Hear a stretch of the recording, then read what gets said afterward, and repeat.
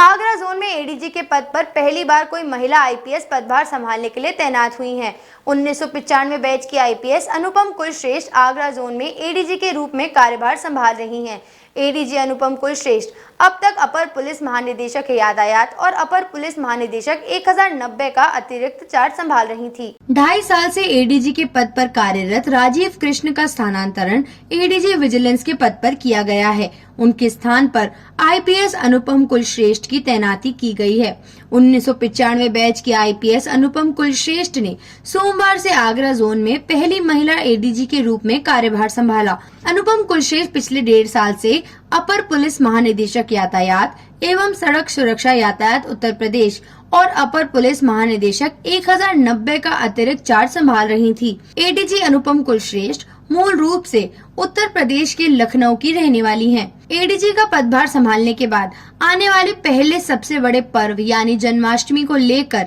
ADG अनुपम कुलश्रेष्ठ मथुरा पहुंचकर police द्वारा की गई व्यवस्थाओं का जायजा लेंगी। एडीजी ने पदभार संभालते हुए कहा कि उनका मुख्य उद्देश्य महिलाओं में सुरक्षा की भावना व नारी सम्मान व सशक्तिकरण की भावना को लाना है। साथ ही उन्होंने यह भी कहा कि मुख्यमंत्री की सशक्त सुरक्षित विचारधारा को वह आगे जरूर बढ़ाएंगी। जी, मैं 1995 बैच की आईपीएस अधिकारी हूँ और मैं उत्तर प्रदेश संवर्ग में 2001 में पदस्थापित हुई हूँ और उससे पूर्व मैं बिहार काडर में थी, जहाँ पर मैंने एएसपी गया, एएसपी पलामू और सिटी एसपी रांची के रूप में कार्य किया है और काफ़ी डिफ़िकल्ट चैलेंजिंग पोस्ट थी ये नक्सल प्रभावित क्षेत्रों में। उसके बाद 2001 में मेरा पदार्पण उत्तर प्रदेश संवर्ग में हुआ। मिर्ज़ापुर और महोबा दोनों जनपदों में मैंने काफ़ी समय तक कार्य किया है। उसके अतिरिक्त पीएसी में रही हूँ और एआईजी ट्रेनिंग के रूप में रही हूँ, सीबीसीआईडी में रही हूँ और फिर उसके बाद एक लंबे समय के लिए भारत सरकार में थी, जहाँ पर मैंने राष्ट्रीय पुलिस अकादमी हैदराबाद में बतौर ट्रेनर के रूप में कार्य किया है और 2007 से 2011 के जितने भी बैचेस हैं वो उनकी ट्रेनिंग को संभाला है एज कोर्स डायरेक्टर। राष्ट्रीय पुलिस अकादमी से सीआरपीएफ के लिए मेरा प्रस्थान हुआ और सीआरपीएफ में करीब 9 साल मैंने कार्य किया है और काफ़ी मुश्किल समय में जब कश्मीर में स्टोन पेल्टिंग और काफ़ी हिंसा उग्र रूप से हो रही थी, उस समय जो सीआरपीएफ का रोल था उसमें काफ़ी अहम भूमिका प्रोविजनिंग और प्रोक्योरमेंट डायरेक्टरेट को करनी पड़ती है, जिसका भार मैं अपने कंधे पर लिए हुई थी और उसमें काफ़ी 4 साल तक ही हमने काफ़ी मेहनत की और कार्य किया। आगे मैंने नेशनल डिफेंस कॉलेज उसको भी पूरा किया और उसके बाद सीआरपीएफ के कार्यकाल को पूरा करते हुए उत्तर प्रदेश संवर्ग में वापस लौटी हूँ 2022 में और पिछले 1.5 साल से मैं additional DG traffic and road safety और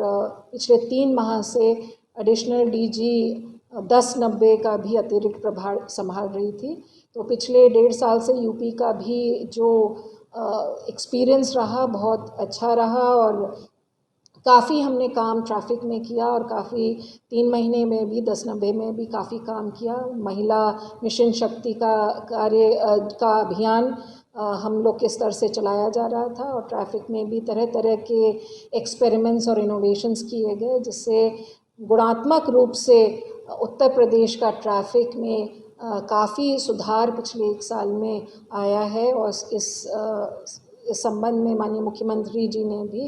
अपना संतोष व्यक्त किया है और अब यहाँ पर एडीजी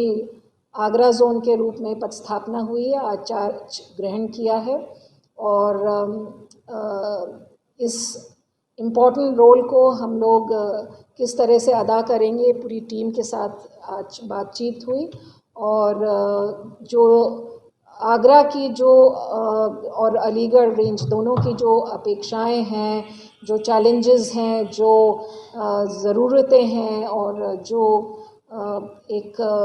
पुलिस डिपार्टमेंट से एक्सपेक्टेशंस हैं, उसके अनुरूप हम लोग किस तरह से खरे उतर सकते हैं और किस तरह से यहाँ की कानून व्यवस्था, शांति व्यवस्था को और सुदृढ़ कर सकते हैं, किस तरह से हम सरकार की प्राथमिकताओं को एकदम गति दे सकते हैं और किस तरह से हम एक पीपल्स फ्रेंडली पुलिस जो जन सहयोगात्मक रवैये से कार्य कर सकती है, उसके लिए हम कटिबद्ध हैं। डीजी महाराजा न्यूज के लिए रितिका फुलवानी की रिपोर्ट।